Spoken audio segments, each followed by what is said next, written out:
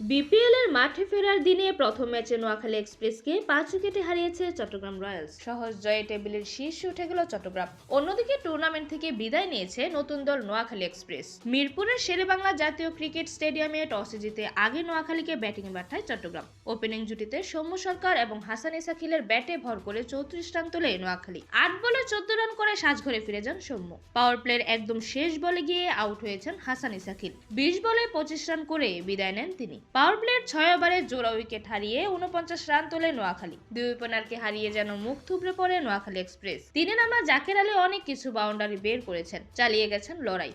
তবে আরেক প্রান্তে ব্যাটাররা যোগ দেন আসা যাওয়ার মিছিলে। 11 বলে 12 রান করা অধিনায়ক হায়দার আলী থামেন 78 রানে। 22 বলে 23 রান করেছেন জাকের, থেমেছেন দলের 86 রানের মাথাতে।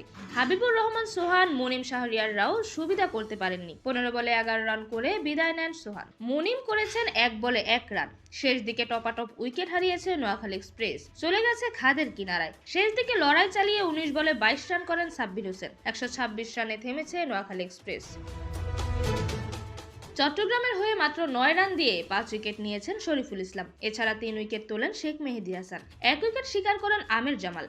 জবাব দিতে নেমে প্রথম ওভারেই সাজঘরে ফিরেছেন মাহমুদুল হাসান জয়। 4 বল খেলে রানের খাতা খোলার আগেই বিদায় নেন তিনি। দলের বোর্ডেও তখনও রান ওঠেনি। পরের ওভারেও পড়েছে উইকেট। 3 নম্বরে নামা মোহাম্মদ হারিস একদমই সুবিধা করতে পারেননি। 5 বলে 7 রান করে বিদায় নেন তিনি। 4-এ নামা মাহফিজুল ইসলাম ছিলেন মোটা দাগে ব্যর্থ। 8 বল খেলে 0 রান করে সাজঘরে ফিরেছেন তিনি। টিকে থাকা ওপেনার নাইম শেখের ব্যাট ভালোই চলছিল, তবে 8 বলে 17 রানের কেমিও খেলে তিনিও বিদায় নেন। দলের মাত্র 29 রানের মধ্যেই হাওয়া চট্টগ্রামের 4 উইকেট। পাওয়ার প্লের 6 ওভারে 4 উইকেট হারিয়ে 44 রান তোলে চট্টগ্রাম রয়্যালস। শুরুর ধসের পর হাসান নওয়াজের সাথে জুটি বাঁধেন অধিনায়ক শেখ মেহেদী হাসান। ধীরে সুস্থে এগিয়েছেন হাসান নওয়াজ। 14 বলে 11 রান করে দলের 69 রানের মাথাতে থেমেছেন তিনি। নওয়াজের বিদায়ের পর মেহেদীর সাথে জুটি বেঁধেছেন আসিফ আলী। রয়েস হয়ে এগিয়েছেন দুজন। দলের চাহিদা মিটিয়ে নেওয়ার দরকারও পড়েনি, তারা নেয়নি। সুযোগ বুঝে বাউন্ডারি বের করেছেন, সাথে সিঙ্গেলস ডাবলসে ভর করে এগিয়েছেন জয়ের দিকে। শেষমেশ মেহেদী আসিফের জুটিতে চড়েই জয়ের বন্দরে চলে যায় চট্টগ্রাম রয়্যালস। দারুণ এক ছক্কা হাঁকিয়ে দলকে জয় এনে দেন মেহেদী। 36 বলে 49 রান করে টিকেছিলেন শেখ মেহেদী। 30 বলে 36 রান করে অপরাজিত ছিলেন আসিফ আলী।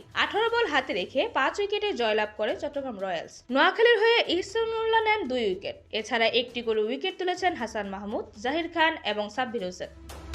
এরকমই যে কোনো খেলার আপডেট সবার আগে পেতে অবশ্যই চ্যানেলটি সাবস্ক্রাইব করে রাখুন। ধন্যবাদ। Flavours news.